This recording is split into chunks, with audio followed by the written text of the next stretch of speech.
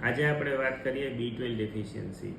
મારી પાસે ઘણા એવા પેશન્ટ આવતા હોય છે કે સાહેબ હાથમાં ખાલી ચડે છે, પગમાં ખાલી ચડે છે, ટિંગલિંગ નમનેસ હોય છે, એનેમિયા હોય છે, મલ્ટિપલ જાતના B12ની જે પણ કોઈ બધી સિમ્ટમ્સ હોય છે એવા સિમ્ટમ્સ સાથે આવતા હોય છે અને એમના ફાઇલની અંદર જોતા હોય છે, પ્રિસ્ક્રિપ્શનને જોતા હોય છે તો એક કી ફીચર જે જોવા મળ્યો છે એ લોંગ ટર્મ PPIs એટલે કે એ પેટના દુખાવાની કે એસિડ સિક્રેશન ઓછું કરવાની ગોળી કે જે લોકો લાંબા સમયથી લેતા હોય છે. તો આ એક બહુ ઇમ્પોર્ટન્ટ વાત હતી જે મારે બધાને કહેવાની હતી કે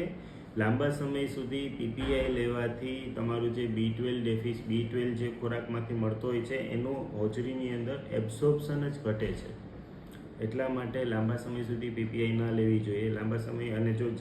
જે લોકો લાંબા સમય સુધી PPI લેતા હોય છે એનું B12નું સ્ક્રીનિંગ કરવું ખૂબ જ જરૂરી હોય છે. વિટામિન B12 ઓછું હોવાથી ન્યુરોસાઇકેટ્રિક સિમ્ટમ્સ થતા હોય છે, ટિંગલિંગ નમનેસ ને બધું, તથા મેગાલોબ્લાસ્ટિક એનિમિયા પણ થતો હોય છે કે જે રૂલ આઉટ કરવું ખૂબ જ જરૂરી હોય છે. અને સાથે સાથે જે પણ લોકો લાંબા સમય સુધી PPI લેતા હોય છે તો એ શું કામ PPI લે છે એનું પણ રીઝન જાણી અને જો